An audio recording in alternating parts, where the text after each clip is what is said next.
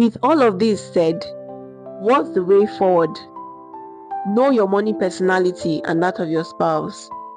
Communicate genuine financial concerns, such as your financial goals. What's our financial goal as a couple? Don't talk only about your wedding. The wedding is just a day, for crying out loud. The wedding is just a day.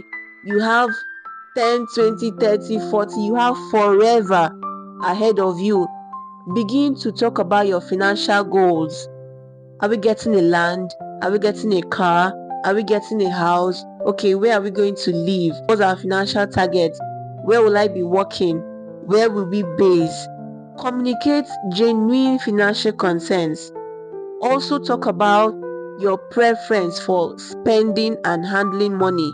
You also need to talk about how finances will be run when you're married.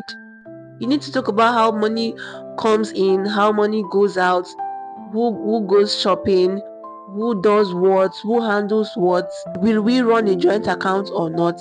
And I don't even think I'm advocating for a joint account. No, I am advocating for joint financial transactions. I'm advocating for financial transparency, financial honesty. It doesn't matter if you're having separate accounts.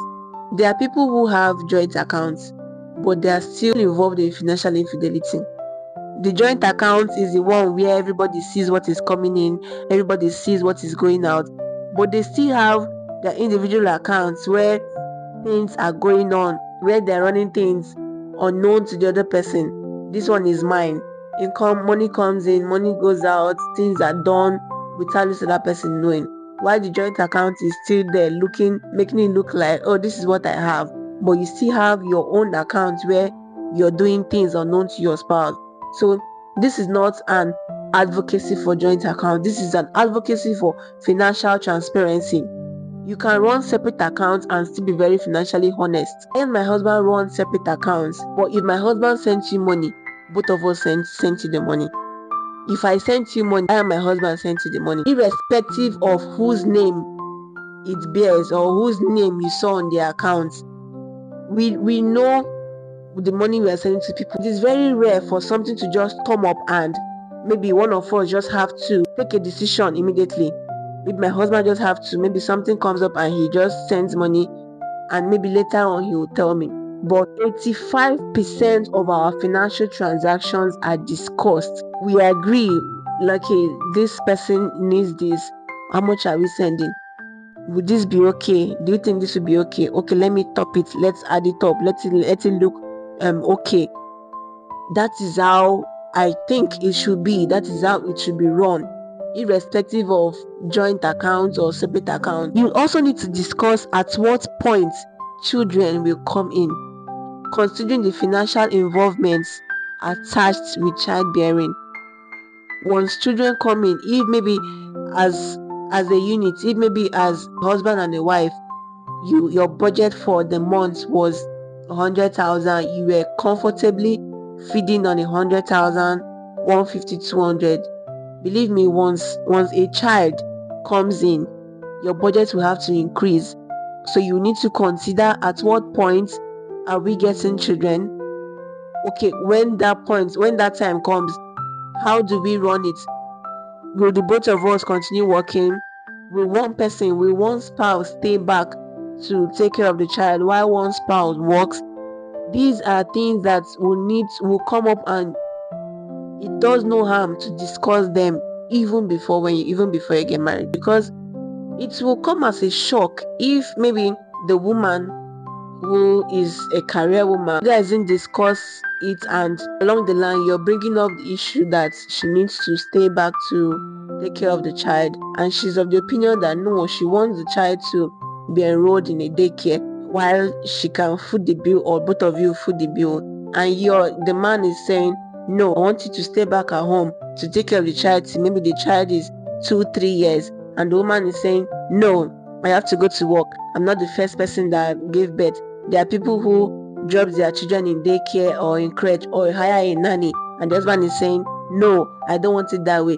You see problem coming out because these things were not discussed. So if you know you would want your wife to stay back to care for children, tell her. Let her begin to think about it. Let her know if it is something she can do or not. There is nothing bad in communicating. There is nothing bad in agreement. If it is being agreed upon prior to the time, everybody knows what they are facing. Everybody knows what they are going into. But not when nothing was discussed and all of a sudden you're bringing it up and the other person is not agreeing with your idea and you now want to force it on them. These are the kind of things that brings up issues. But when you talk about them beforehand, when you talk about them even before the need arises, everybody knows what they are up for. You also need to quit financial secrets. In my last video, I talked about secrets. It also boils down to finances. As a single, if you have debts you have incurred or loans you have incurred, you're getting married to this person, discuss it. Tell this person that before I met you, or something led to something, maybe because of school or a pressure, something happened. I had to get a loan. I had to acquire a loan. Because if you don't tell this person, when you get married, okay, let's say for example, you have a loan that you're paying, and maybe it runs up to ₦1 million, and you get married, and with the hope of being financially truthful, right? You tell your spouse knows how much you're earning. You know how much your spouse is earning. You guys are running, and because you're trying to fund that loan, because you're trying to offset those debts, your spouse will notice that money is going down in a way that is unlikely.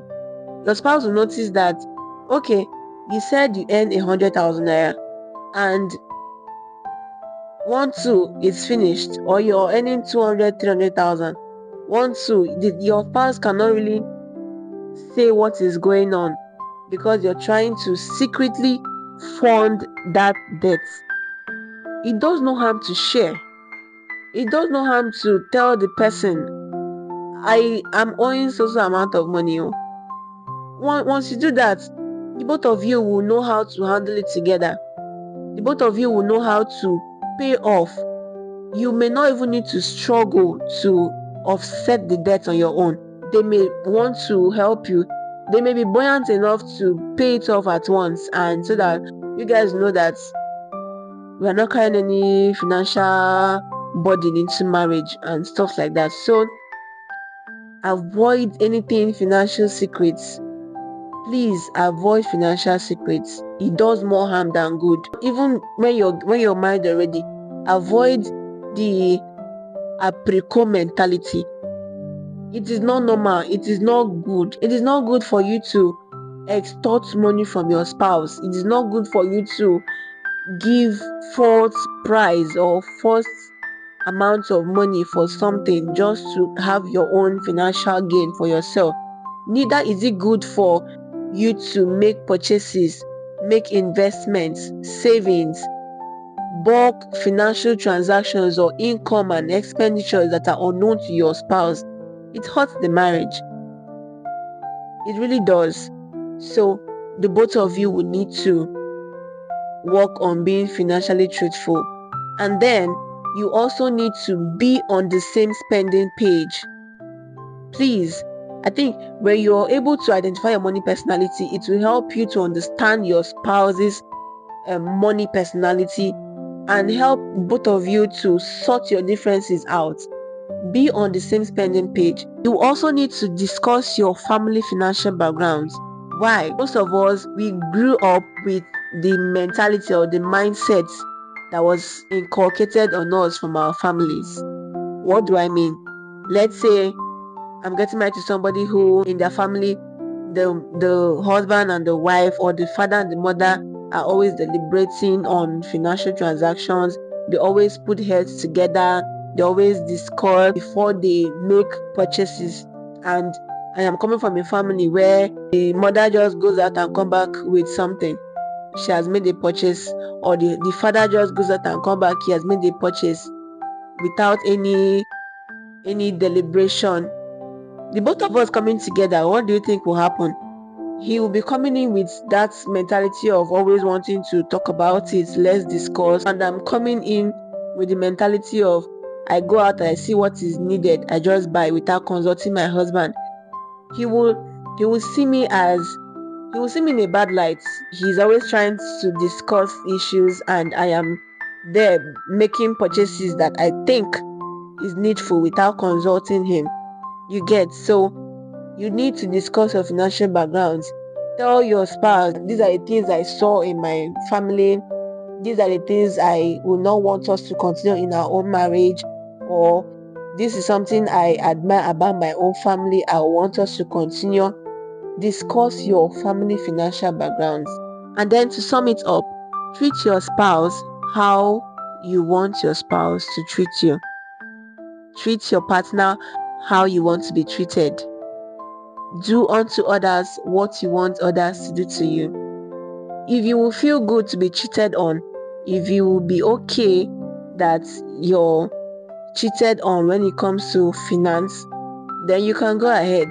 But if you would genuinely be okay, if you would want your spouse to discuss things with you, come to you, seek for your opinion, then you also do that to your spouse. I believe when we go through these processes outlined, we'll have little money issues to deal with. I'm not saying you won't have. You will have money issues, but it will be little, and you'll be able to handle the situation better. Thanks for watching. Welcome again to my channel. Love you.